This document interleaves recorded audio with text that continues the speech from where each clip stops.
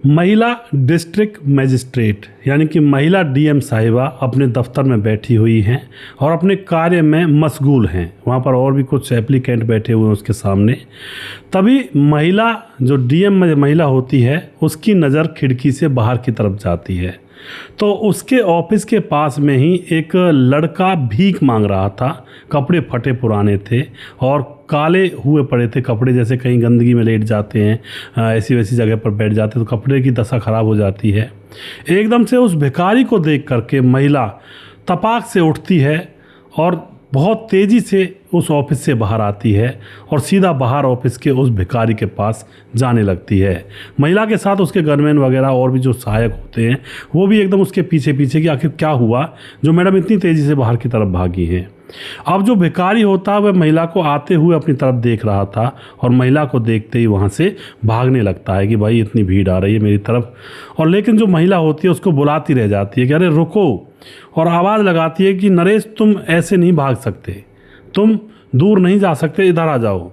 लेकिन दोस्तों वह नरेश जो होता नाम का व्यक्ति जिसको पुकार रही थी वह कहता मैं नरेश नहीं हूँ। लेकिन दोस्तों उसके बाद डीएम साहिबा उसके पास पहुँच जाती है और उसको पकड़कर उसके पांव पकड़ लेती है और पांव पकड़कर रोने लगती है और कहने लगती है कि तुम ऐसे कैसे बने और ऐसे मुझे छोड़कर कैसे जा सकते हो, क्यों मुझे पहचाना नहीं क्या तुमने। तो जो नरेश होता है जो वह भिखारी था फिर वह उस महिला डीएम की तरफ देख करके पता नहीं उसकी आंखों में अपने आप आंसू आने लगते हैं और उसके पास खड़े हुए जो ऑफिसर थे बाकी वह भी देखकर हैरान थे, क्योंकि महिला डीएम ने ऑफिसरों से कहा था जब नरेश भाग रहा था कि इसको पकड़ो।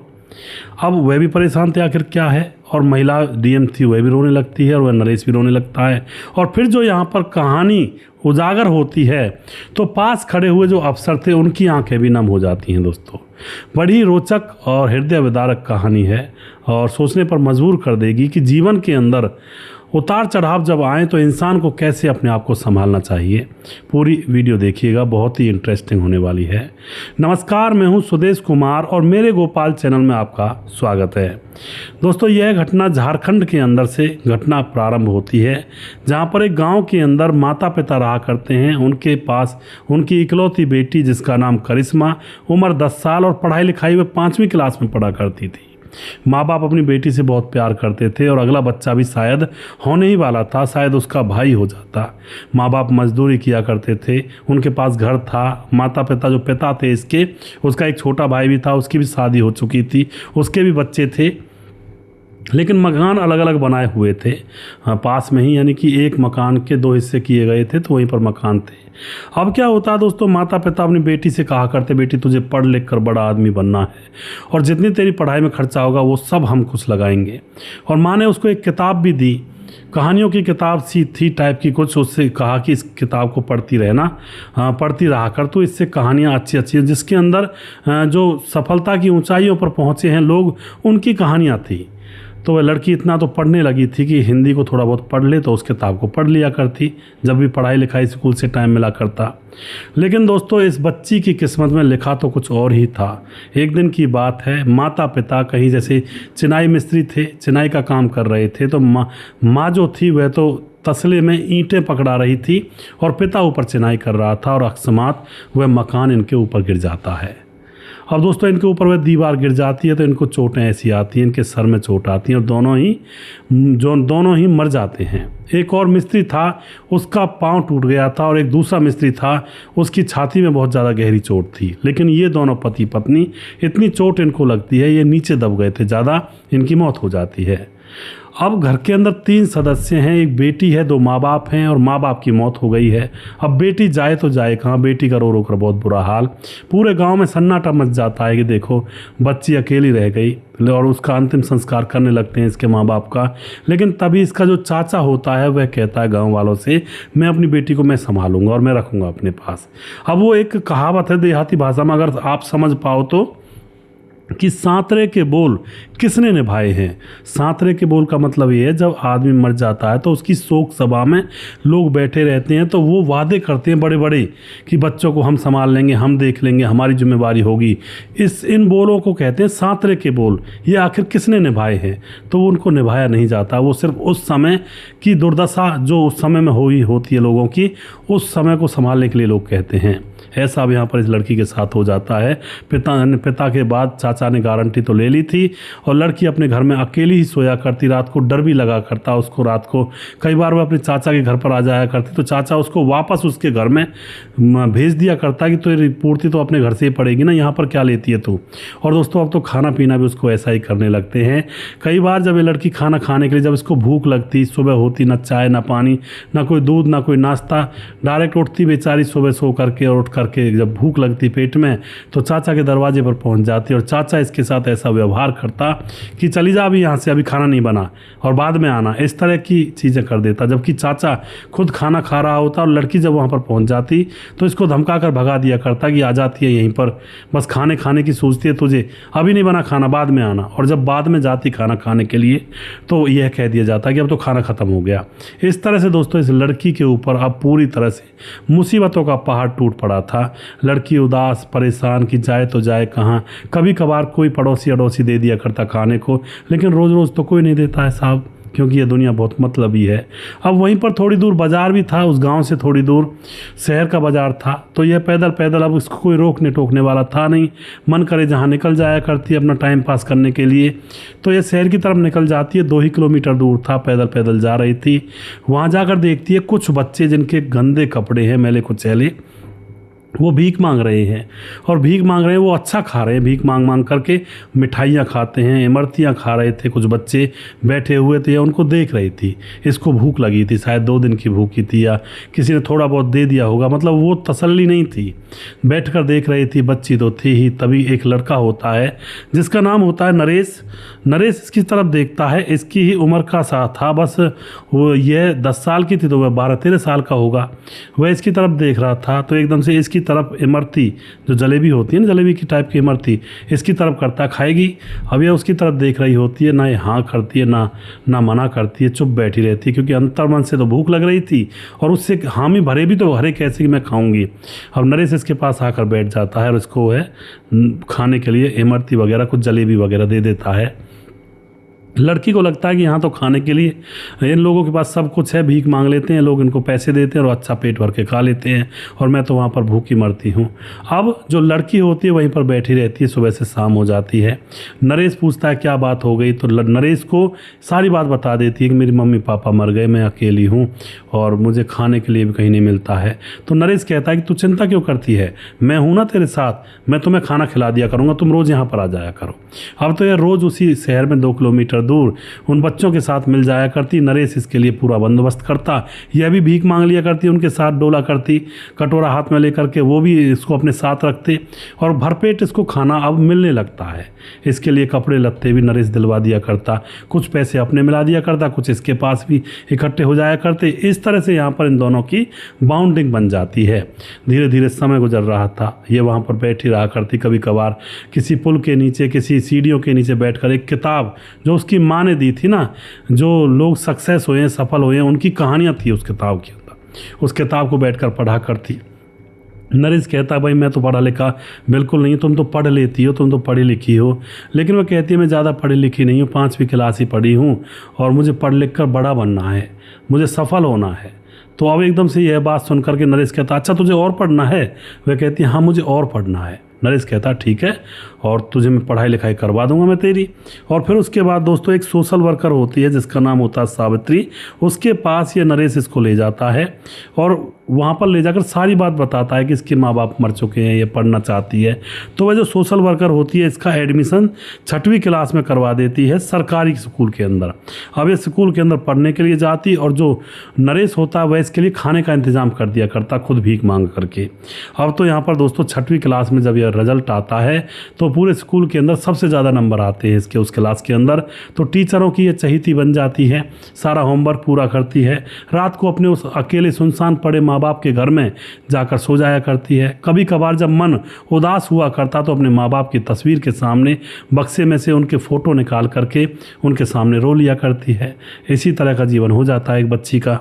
इसी तरह से यह पढ़ती रहती है और नरेश इसका साथ देता रहता है, इसको भीख नहीं मांगने देता है। वह कहता है भीख तो मैं मांग लूँगा, तुम पढ़ती जाओ, जितना पैसा चाहिए वो मैं देता जाऊँगा तुम्हें। हालांकि पैसा कोई करोड़ 2 करोड़ तो बेचारा देगा ही नहीं, वो ये 100-50 रुपये जो दिन में भीख मांग लिया करता, 100-250-100 जो भी कुछ हुआ करता उसके पास। अब ये लड़की 12वीं क्लास तक पढ़ाई कर लेती है। 12वीं क्लास इसने अच्छे नंबरों से पास की थी। उसके बाद इसका एडमिशन होना था कॉलेज के अंदर। अब प्राइवेट कॉलेज के लिए पैसे नहीं थे तो गवर्नमेंट कॉलेज में इसका एडमिशन नरेश करवा देता है। कहता है कि तुम चिंता मत करो, मैं बंदोबस्त कर दूंगा, जो भी थोड़ी बहुत फीस होती है वह भर देता है, किताबें दिलवा देता है इसको। अब यह कॉलेज की पढ़ाई भी पूरी कर लेती 2-3 साल के अंदर। कॉलेज में इसको पता लगा था कि बड़े अफसर, बड़े अधिकारी यूपीएससी की परीक्षा देने के बाद बनते हैं, तो इसके मन में यूपीएससी की परीक्षा देने का पूरा मन बन चुका था। और उसके बाद अब यह एक बार और पढ़ना चाहती थी, अपने जीवन को एक तरह से कहते हैं भट्टी में झोंकना चाहती थी, मेहनत की भट्टी में। नरेश से बोलती है कि मेरा आखिरी बार और मदद कर दोगे तुम? नरेश कहता है क्यों नहीं करूँगा, मैं तो तेरी मदद जीवन भर कर सकता हूँ, बताओ क्या बात है। यह कहती है मुझे यूपीएससी का एग्ज़ाम देना है, जिसको पढ़ने के बाद, जिसमें पास होने के बाद मैं बड़ी अधिकारी बन जाऊंगी और ज़िले के अंदर। अब तो यह बात सुनकर नरेश खुश हो जाता है, कहता है हाँ मैं साथ दूंगा। और फिर इसको दिल्ली जाना था कोचिंग के लिए, तो नरेश ने कुछ पैसे पहले ही जमा कर रखे थे, उसको पता था आगे ज़रूरत पड़ेगी। और फिर नरेश इसके लिए पैसों का इंतज़ाम करके दिल्ली भेज देता है। और दिल्ली भेजने के बाद बंदोबस्त इसका कर दिया जाता है और यह लड़की अब यूपीएससी की तैयारी करने लगती है और वहाँ पर जाकर के खूब पढ़ाई लिखाई करती है।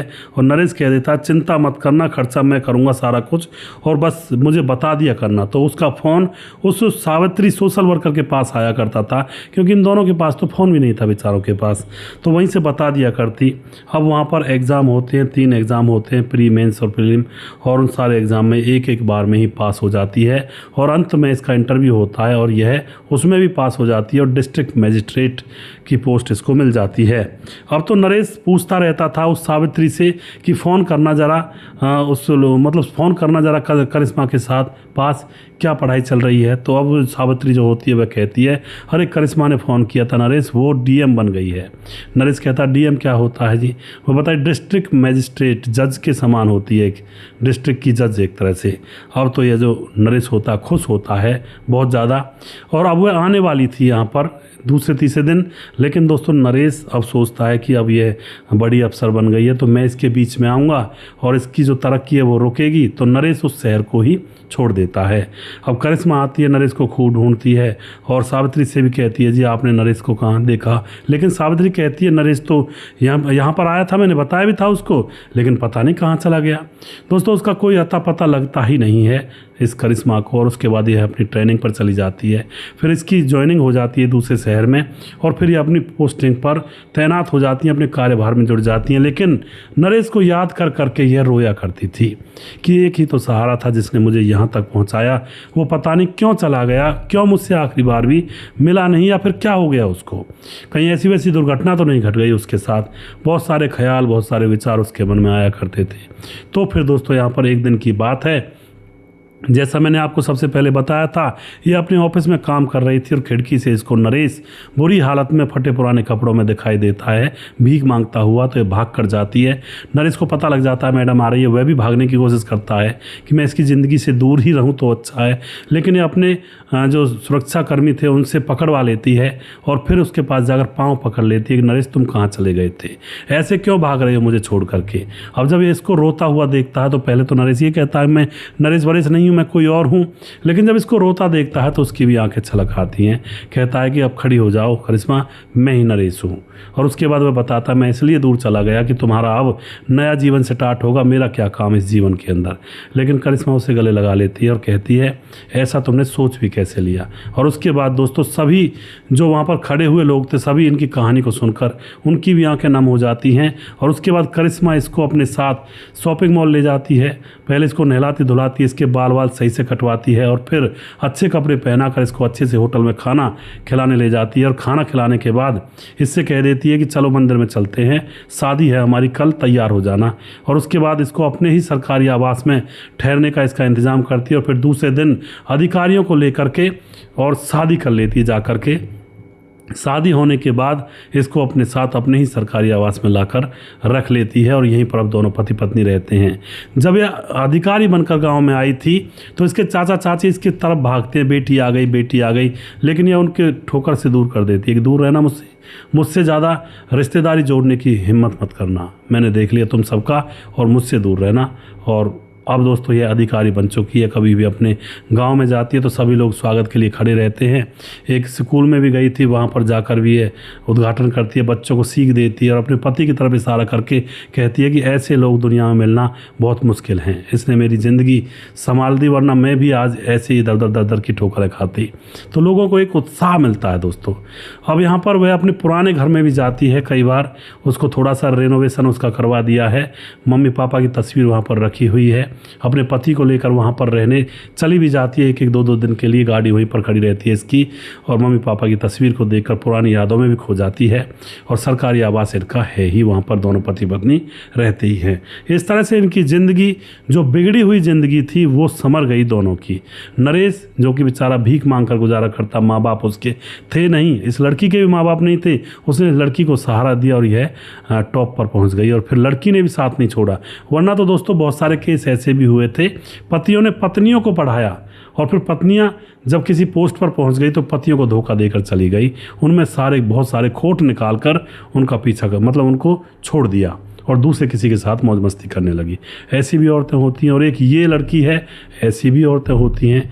अगर जो औरत है, अगर वह अपने उसूलों पर चले और जैसी मतलब नियति होती है उस हिसाब से चले तो औरत एक देवी होती है। और अगर औरत अपने रास्ता भटक जाए और गलत रास्ते पर चले तो औरत के बराबर कोई इस दुनिया में महाप्रलय भी नहीं है दोस्तों। बड़े बड़े ख़ानदानों को बर्बाद कर देती है अपनी पर आए तो, और औरत अपनी पर आए तो बड़े बड़े परिवारों को जो बिखरे पड़े रहते हैं उनको बसा देती है।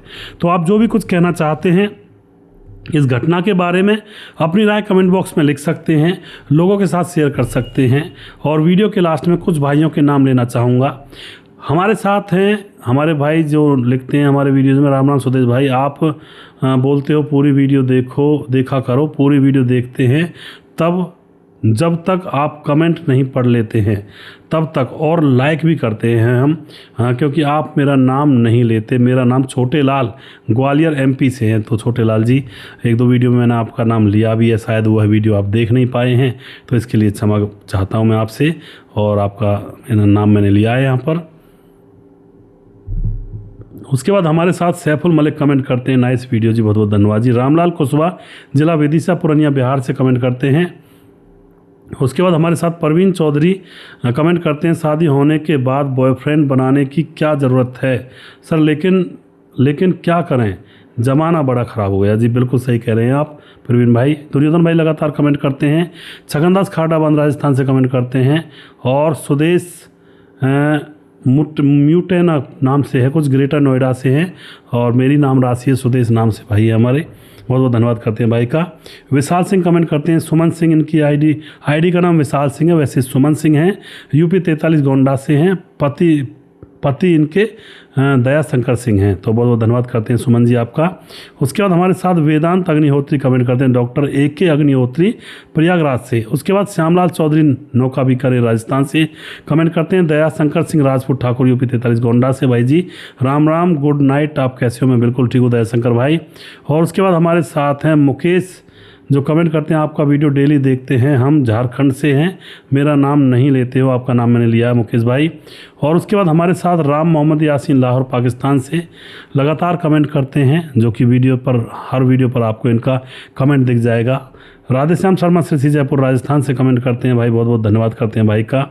और उसके बाद हमारे साथ हैं सुशील चौधरी, हमारे भाई लगातार कमेंट करते हैं, दुर्योधन भाई कमेंट करते हैं, और छगनदास खाटाबांध राजस्थान से कमेंट करते हैं। समाधान पाटिल कमेंट करते हैं, भाई साहब आपकी कहानी आदमी को बहुत कुछ सीखने को सिखाती हैं। बिल्कुल जी, समाधान पाटिल जलगांव महाराष्ट्र से। जेठू हैं जीथू बन्ना कमेंट करते हैं, आज की स्टोरी ने दिल झकझोर कर दिया भाई, आप इस तरह बातें बताने में बेस्ट हैं, इस तरह की बातें बताने में बेस्ट हैं। जो सुनेगा उसे जीवन में कुछ ना कुछ सीख अवश्य मिलेगी। जीतू बन्ना, जैसलमेर राजस्थान से। जीतू बन्ना जी, आपका बहुत बहुत धन्यवाद, और आप इसी तरह से आप हमारा सहयोग करते रहें। विमलेश कुमार कमेंट करते हैं, सुपर कहानी जी आपकी बहुत अच्छी, आगे बढ़ते रहें, बहुत बहुत धन्यवाद जी। मुनुन श्रीवास्तव जी कमेंट करते हैं, इस कहानी को सुनकर दिमाग की नस फट जाती है। ऐसी कहानियों को सुनकर भगवान किसी को ऐसा रोग ना दे। एक आदमी के चलते 3 जिंदगियां बर्बाद हो गई। जय श्री राम। गोपालगंज बिहार 28 वार्ड नंबर 23 जी, बिल्कुल जी। मोहम्मद फरमान कमेंट करते हैं, जिला मुजफ्फरनगर, आप खतौली से। सुदेश भाई, देखो गलत तो गलत है, कोई भी काम है गलत तो पहली बात तो यह हुआ कि गलत की उसे औरत को शर्म आनी चाहिए थी। घर में जवान बच्ची है, दूसरे मर्द से मिल रही है, बहुत गलत बात जी, बिल्कुल जी। और उसके बाद मोहम्मद जहांगीर कमेंट करते, सर आप जब भी मेरा नाम लेते हो मुझे बहुत अच्छा लगता है, मैं बहुत खुश होता हूँ। बिहार मोतिहारी ज़िला से हूँ, मोहम्मद, मुंबई में काम करता हूँ। बहुत बहुत धन्यवाद जी। और सिलाई का काम करते हैं मोहम्मद जहांगीर ने बताया है, तो आपका बहुत बहुत धन्यवाद करता हूँ जी। मुरली कुमार कमेंट करते हैं, सर भूतिया वाली कहानी रात 10 बजे में बहुत डर लगता है। तो मुरली भाई, मैं कोशिश करता हूँ रोज़ भूतिया कहानी लेकर आऊँ 10 बजे, और बड़ा लोगों को इंटरेस्ट आता है, मुझे फ़ोन करके भी कहते हैं कि यार आपकी जो भूत वाली कहानी होती है हमें बहुत अच्छी लगती हैं। तो ज़बरदस्ती बनवा लेते हैं लोग और मुझे बनानी पड़ती हैं, लेकिन मेरे पास कहानियाँ बहुत हैं, आप लोगों ने ही भेजी हैं, और मैं उनमें से बस मुझे सेलेक्ट करना होता है कि कौन सी कहानी आपको मैं सुना सकूं। राम गोसाई कमेंट करते हैं, बुरे काम का बुरा नतीजा जी, बिल्कुल जी। गौतम बाबू कमेंट करते हैं, मेरा नाम क्यों नहीं लेते हो, मैं पूरा दिन आपकी वीडियो देखता हूं। गौतम बाबू जी, मेरे सामने आपका कमेंट अभी फिलहाल आया है और पहले रह गया होगा, उसके लिए क्षमा प्रार्थी हूँ। आप लगातार कमेंट किया करें तो मैं लगातार आपके वीडियो मैं नाम लेता रहूँगा। नए वीडियो पर कमेंट करें जो मैंने अभी पिछले दिन डाला है, तो आपका नाम ज़रूर आएगा। कपिल देव प्रजापति कमेंट करते हैं, धीरज बर्नवाल कमेंट करते हैं, ऐसे काम में एड्स नहीं तो क्या होगा, बॉडी बनेगी जी, बिल्कुल जी। धीरज भाई एक मतलब कहते हैं ना, व्यंग कर रहे हैं कि भाई ऐसा काम करोगे तो एड्स ही होगा, कहीं ऐसा तो नहीं है कि भाई बॉडी बिल्डर बन जाओगे जी, बिल्कुल जी। प्रवीण बघेल शिवपुरी से कमेंट करते हैं। सुजीत कुमार कमेंट करते हैं, नमस्कार गुरुजी, राधे राधे। अली लारी जानी कमेंट करते हैं, वाह सर टॉप कहानी लगी है आप। और बाबा राजेश सिंह यानी कि राजेश सिंह, बिहार मोतिहारी ढाका, कुंडवा चैनपुर से। सुरेश जी, आपका वीडियो बहुत अच्छा लगता है, बहुत बहुत धन्यवाद जी। परमान हमारे बहुत ही प्रिय भाई, हेलो सुदेश भाई, अभी मैं काम पे हूँ, अभी मैं आपकी स्टोरी सुनूंगा बाद में और देखूंगा जब घर को जाऊंगा, गाड़ी में बैठ कर सुनूंगा। लव यू भाई, थैंक्स फ्रॉम इटली।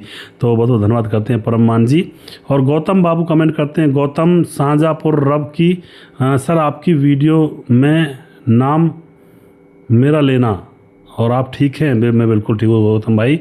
उसके बाद हमारे साथ विमलेश कुमार दोबारा से कमेंट करते हैं, बिहार सीतामढ़ी से।